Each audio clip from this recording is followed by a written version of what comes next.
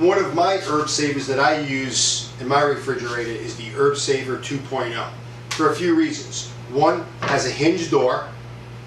The stopper plug is attached, real easy to fill, and it fits right in on the door of my refrigerator. I make sure I take my green onions and I get them nice and snug inside the Herb Saver 2.0. Make sure I hear that click, and I want to fill this up with some water. And I have some fresh water here, and I fill the well up nice and easy, and then I can store this in my refrigerator, just like so. Another thing I like to do is I take fresh basil from my garden, I snip it, I put it right in here, I leave it right on the countertop. You can even open the door just a little bit. Your kitchen will smell wonderful like fresh basil. There's nothing like it. This is the Herb Saver 2.0.